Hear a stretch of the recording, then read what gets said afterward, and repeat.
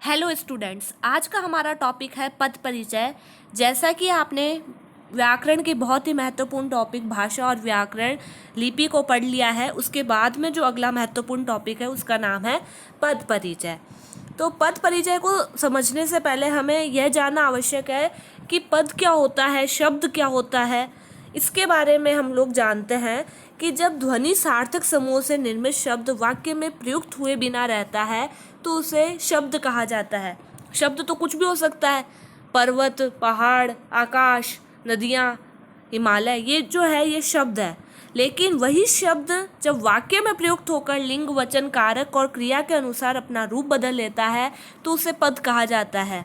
लेकिन वो शब्द जो है वो वाक्य में प्रयुक्त हो जाए तो उसे हम क्या कहेंगे? पद कहेंगे। और पद परिचय किसे कहेंगे?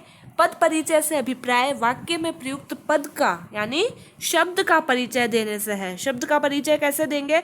इसके अंतर्गत कौन सा लिंग है, कौन सा वचन है, कौन सा समास है, कौन सी संधि है, कौन सी संज्ञा है आदि को हम बताएं या फिर दूसरे पदों से उनके संबंध को बताएं तो उसे हम क्या कह देंगे? पद परिचय। इसके लिए मैं आपको एक उदाहरण देती हूँ। जैसे कि रमेश अच्छा लड़का है, तो इसके अंतर्गत लड़का है वो क्या है? संज्ञा। और लड़के की विशेषता है कि भाई वो कैसा है? अच्छा है। तो यहाँ पर संज्ञा की विशेषता बताने के कारण वो क्या हो गया? विशेषण। लेकिन यही अच्छा शब्द देखिए, वह लड़का अच्छा काम करता है, तो यहाँ पर उस लड़के की विशेषता नहीं बता रहा है, यहाँ पर काम की विशेषता बता रहा है कि कैसा काम करता है?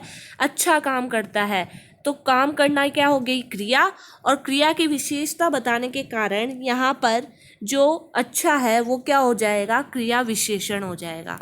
तो देखिए पद परिचय के बारे में, वाक्य में प्रयुक्त प्रत्येक सार्थक शब्द को पद कहते हैं तथा उन शब्दों के व्याकरणिक परिचय को पद परिचय, पद व्याख्या या पदान्वय कहते हैं। इसे पद विश्लेषण भी कह सकते हैं कि एक एक पद के बारे में हमें अच्छी तरह से पता हो, अच्छी तरह से ज्ञान हो उसके लिंग वचन के बारे में, तो उसे पदान्वय कहते हैं। पद परिचय में उस शब्द के भेद, उपभेद, लिंग, वचन, कारक आदि के परिचय के साथ में वाक्य में प्रयुक्त अन्य पदों के साथ में उसके संबंध का भी उल्लेख किया जाता है।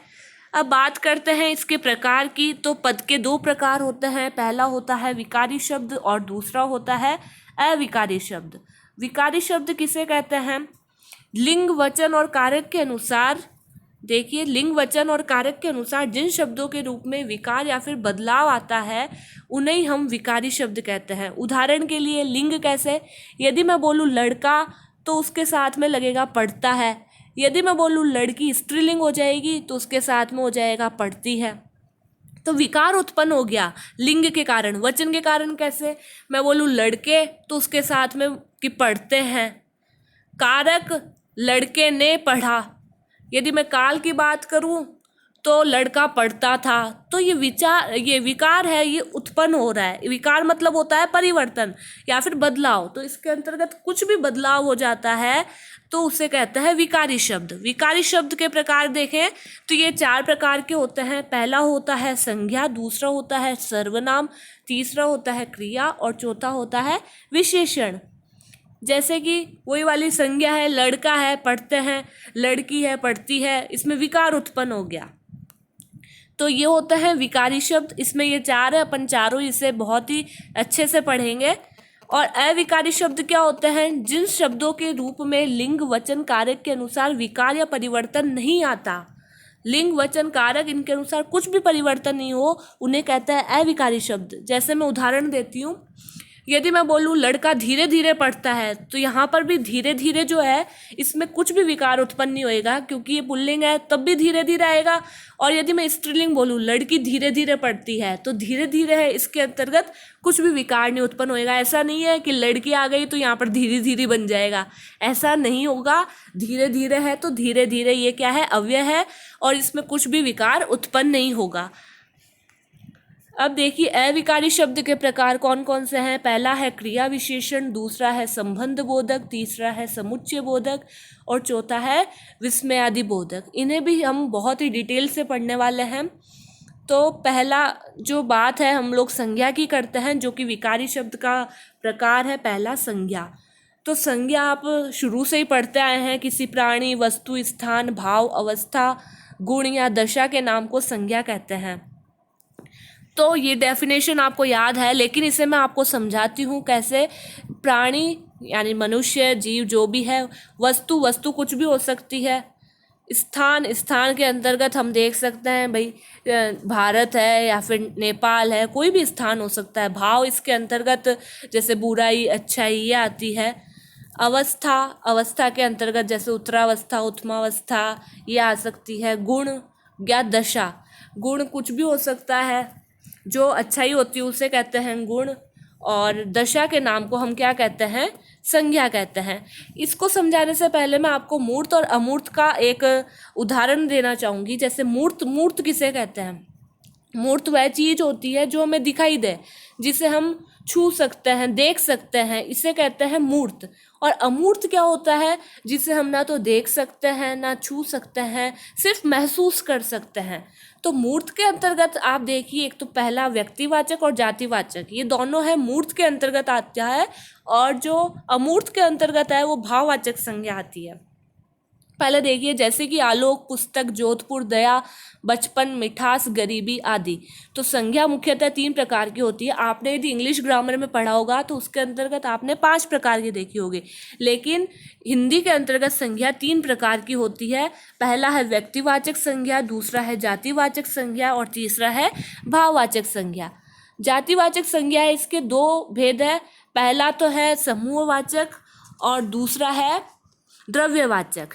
ठीक है। अब पहला है व्यक्तिवाचक संज्ञा किसे कहते हैं?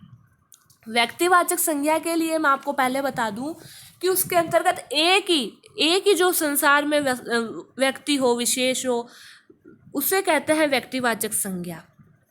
वी प्लस अक्ति से इसका बना है, इसका संधि विच्छेद हुआ है, तो विशेष रूप से जो प्रयुक्त होने वाली जो चीज़ होती है उसे कहते हैं व्यक्तिवाचक संज्ञा। तो इसके अंतर्गत व्यक्ति विशेष, वस्तु विशेष अथवा स्थान विशेष के नाम को व्यक्तिवाचक संज्ञा कहते हैं। इसका हमें पहले से ही ध्यान होना चाहिए। जैसे यदि मैं बात करूं नदी की, तो नदियां बहुत सारी होती है, लेकिन यदि आपको पता होगा कि ये तो गंगा नदी है, तब मैं आपको कह सकती हूँ कि हाँ ये गंगा नदी है, ये व्यक्तिवाचक संज्ञा है। लेकिन यदि मैं नदी की बात करूँ तो ये तो बहुत सारी हो सकती है, तो वो जातिवाचक संज्ञा हो गई। मैं पर्वत देखूँ तो पर्वत तो हर जगह है, इधर भी पर्वत है उधर भी पर्वत है। लेकिन यदि मैंने बात कर दिया हिमालय की, किसी एक पर्टिकुलर विशेष नाम मैंने ले लिया, तो वो क्या हो जाएगा? व्यक्तिवाचक संज्ञा। जैसे व्यक्ति विशेष की बात करें, इसके अंतर्गत जैसे अभिषेक, गुंजन, कविता, कामिनी, लोकेश, जितने भी नाम हैं। जैसे यदि मैं लड़का बोलूँ तब तो वो जातिवाचक हो जाएगा, क्योंकि ये भी लड़का, वो भी लड़का, ये भी लड़का। लेकिन यदि मैंने बात कर दिया अभिषेक, गुंजन, अभिषेक की बात कर दी, तो ये व्यक्ति विशेष हो जाएगा कि हाँ इसका नाम अभिषेक है, और ये व्यक्तिवाचक संज्ञा है।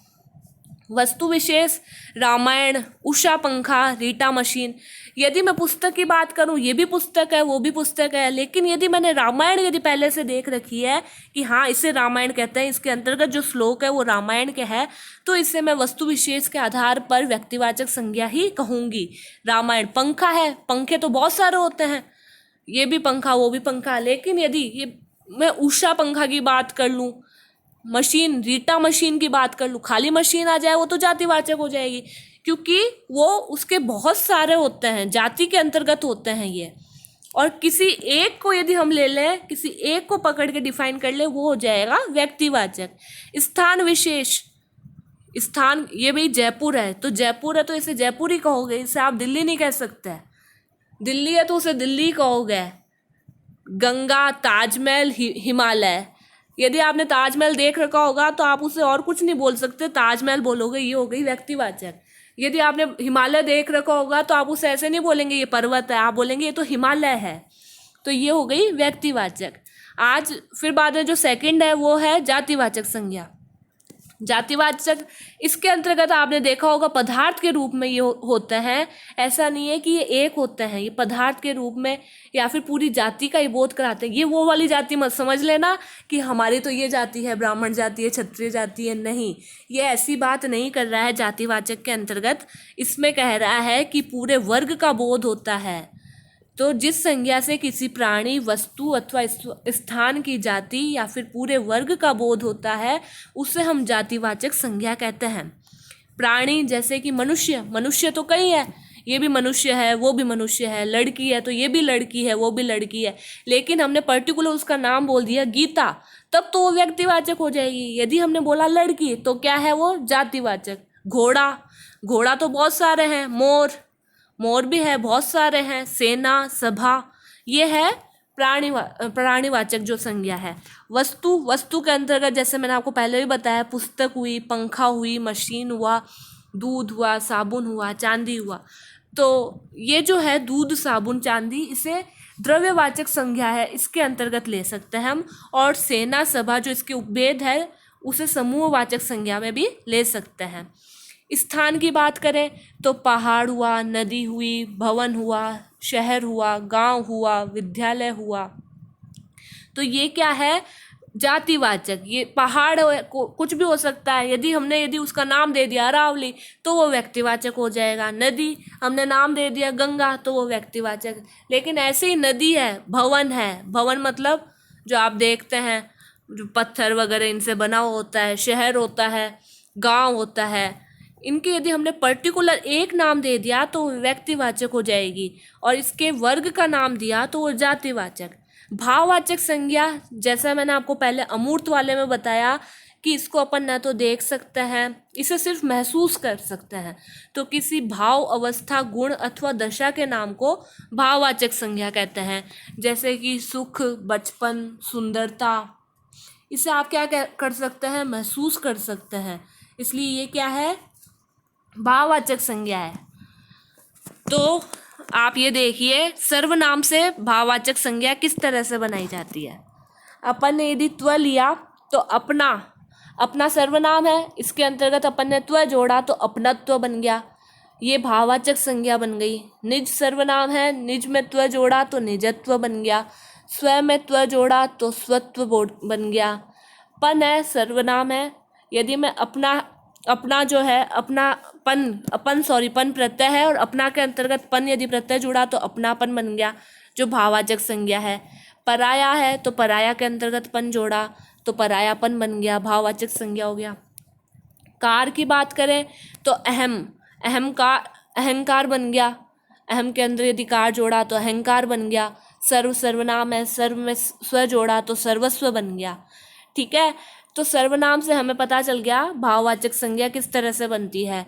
फिर है विशेषण से भाववाचक संज्ञा, जैसे कि आई प्रत्यय अपन ने जोड़ा तो साफ, सफाई, अच्छा, अच्छाई, बुरा, बुराई, बुरा से बुराई बन गया, अच्छा से अच्छाई बन गया, साफ से सफाई बन गया। खट्टा विशेषण है, खट्टा से खटास बन गया। आस प्रत्यय यदि जुड़ा तो मीठा से मिठास बन गया। ता यदि जोड़े तो उदार, उदार विशेषण है, इससे उदारता बन गया। वीर से वीरता बन गया, सरल से सरलता बन गया। ये भी प्रत्यय है। मधुर से यह जोड़ा प्रत्यय तो माधुर्य बन गया। सुंदर में यह प्रत्यय जोड़ा तो सौंदर्य बन गया। स्वस्थ में यह जोड़ा तो स्वास्थ्य बन गया। पन प्रत्यय है उस तो खट्टा विशेषण है, खट्टा के अंतर पन जोड़ा तो खट्टापन बन गया। पीला में पन जोड़ा तो पीलापन बन गया। त्व भी प्रत्यय है, जैसे वीर के अंदर त्व जोड़ा तो वीरत्व बन गया। वीर क्या है, विशेषण है। लाल है, इसका गुण है ना, गुणवाचक विशेषण है, तो लाल से लाली, ई प्रत्यय जोड़ते ही लाली। क्रिया से भाववाचक संज्ञा, क्रिया मतलब होता है खेलना, जैसे किसी कार्य का करना, जैसे अपन खेलना, कूदना, हंसना, ये सब क्या है, क्रिया। तो इसमें खेलना है, खेलना से क्या हो गया, खेल बन गया। लूटना से क्या हो गया, लूट भाववाचक हो गया, और लूटना क्या है, क्रिया। जीतना से जीत बन गया। ई के अंतर्गत जैसे हंसना से हंसी बन गई। आई चढ़ना से चढ़ाई बन गई। पढ़ना से पढ़ाई बन गई। लिखना से लिखाई बन गई। आवट प्रत्यय जैसे बनाना से बनावट हो गई भाववाचक संज्ञा। थकना से थकावट, थकना क्रिया है, इससे क्या बन गई, थकावट। लिखना क्रिया है, उससे क्या बन गया, लिखावट। अब चुनना, आव यदि प्रत्यय यदि जुड़े तो चुनना से चुनाव बन गया। आहट की बात करें तो घबराना से घबराहट बन गया। गुनगुनाना से गुनगुनाहट बन गया। उड़ना से उड़ान बन गया। न लेना देना, तो इससे लेन देन बन गया। खाना से खान बन गया। ये हो गई भाववाचक संज्ञा, इसे आप महसूस कर सकते हो। अब है अव्यय से भाववाचक संज्ञा। अव्यय वो होता है जिनके अंतर्गत कोई भी विकार उत्पन्न नहीं होता।